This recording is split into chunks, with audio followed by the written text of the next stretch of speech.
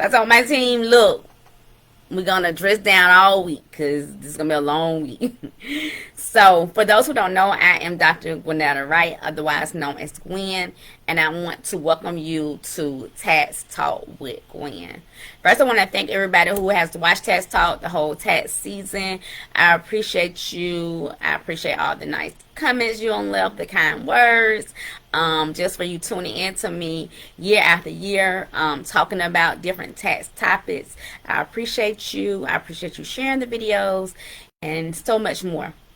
So today, only thing I really want to talk about is the tax filing deadline and what does that mean to you. So the tax filing deadline is on Tuesday, April the 18th. Usually the tax filing deadline is on April the 15th, but this year it's on April the 18th. What do the tax filing deadline means? What that means is that you should have your taxes filed by April the 18th. And if you cannot have your taxes completed and don't have all your paperwork together for April the 18th, then you should file an extension. Know that you cannot file an extension after April the 18th. April the 18th and before is the only time you can file an extension. After April the 18th, on April the 19th, that means your tax return will be considered late filing, regardless of when you file it. When you file an extension, what that does is it give you additional time to actually get your paperwork together and file your tax return, and you have until October, I think it's the 17th this year.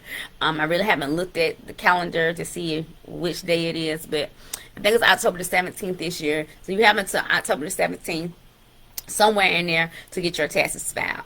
Now, what it does not mean is that if you do owe the IRS for this particular tax season, that does not mean that you have time to pay.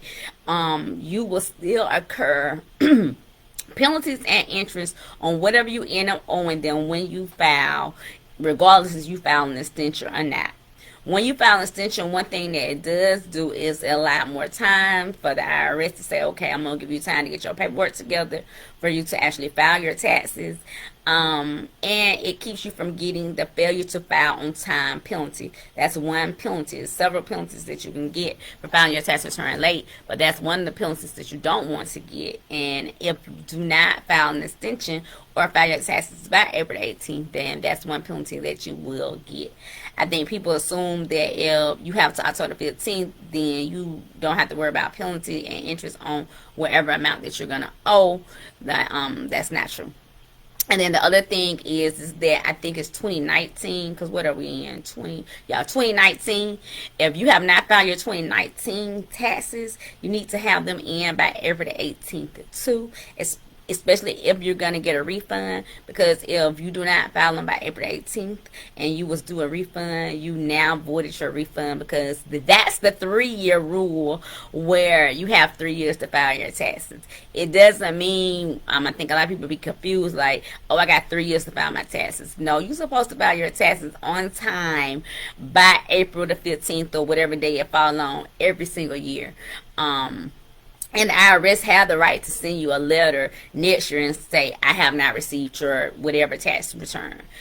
What you have a rule on, if you want to wait to file your taxes and you want a refund, if you get a refund, in those 3 years, you have 3 years to to file your taxes to actually get that refund. And after those 3 years, if you haven't filed, then you won't get that refund. And I've literally had people who have missed out on filing their taxes for 3-4 years. They was actually getting a refund, and now they can't get the refund because they did not file on time.